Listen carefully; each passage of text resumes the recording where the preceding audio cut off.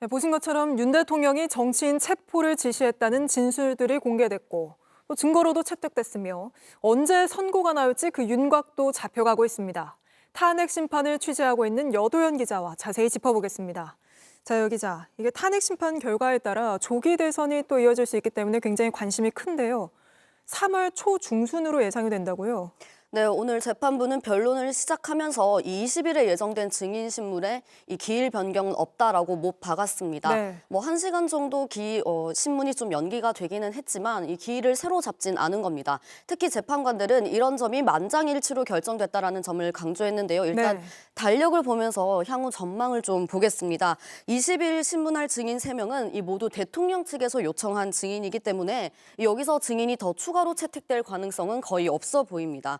그리고 국회 측은 지금 더 이상 증인을 신청하지 않고 있는 상황이라서 이 20일에 마지막 10차 변론을 하고 나면 이 다음 주 중에 최종 변론을 하고 심리가 종결될 가능성이 큽니다. 네. 네, 전 대통령들의 사례를 좀 보면 종결을 하고 난 뒤에 이 보름 내에 선고가 보통 이루어졌습니다. 이렇게 네. 되면 3월 초중순에는 선고가 가능해지는 겁니다. 그런데 헌재가 탄핵 인용 결정을 내릴 경우에는 60일 내에 새 대통령을 뽑아야 한다. 이런 규정에 따라서 5월 초중순에 이 대선이 이루어질 것으로 보입니다. 근데 윤석열 대통령 쪽에서 이 선고를 지연시키기 위해서 쓸 수 있는 카드는 더 없습니까? 뭐 예를 들면 오늘 일부 대리인이 자리를 뜨기도 했잖아요. 그러니까 대리인단이 일괄 사퇴하면서 변호사도 없는데 무슨 재판을 계속하냐. 이렇게 나올 수 있는 경우는 없습니까? 네, 일단 오늘 변론에서 어떤 이야기가 있었냐면요. 이 채택된 증거들을 바탕으로 서증 조사를 하고 이 진술 요지를 좀 정리하는 과정이 있었습니다.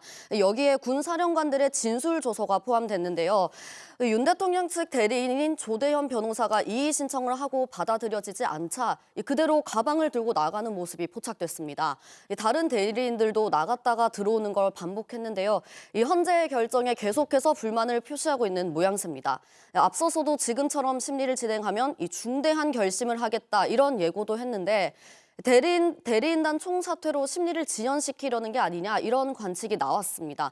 그런데 헌재법을 한번 보겠습니다. 헌재법에 따르면 심리를 할 때 이 대리인이 없으면 사인은 심판 수행을 하지 못한다라고 돼 있습니다. 네. 그런데 여기 예외 조항이 있죠. 변호사 자격이 있으면 가능합니다. 윤 대통령이 있잖아요. 네, 윤 대통령 본인이 검찰총장 출신이고 네. 또 법률가고 이 변호사 자격이 있기 때문에 이 심리 진행에는 문제가 없다 이런 분석이 나오고 있습니다. 네, 그러겠군요. 근데 오늘 윤석열 대통령이 정치인 체포를 지시했다는 진술들이 또 공개가 됐는데 사실상 오늘이 이 증인신문은 그러니까 다음이 마지막이겠지만 이제 2차례 남았다고 볼 수 있는 건데 오늘까지 포함해서. 근데 그런데도 윤석열 대통령은 부정선거론을 강조했다고요? 네, 기존에 주장했던 이런 국민들에게 호소하기 위해서 계엄했다 아니면은 뭐 체포조 동원한 적 없다 이런 주장하기는 했는데요.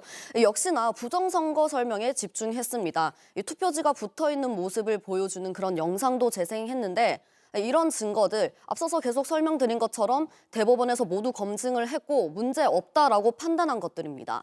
여기에 중국의 정치적 공작 가능성 음모를 또 제기하고 있는데 루마니아 부정선거 기사까지 언급하면서 이 사이버 공작 음모론만 계속해서 띄우고 있습니다. 알겠습니다. 탄핵 심판 진행 상황은 여도현 기자와 짚어봤습니다.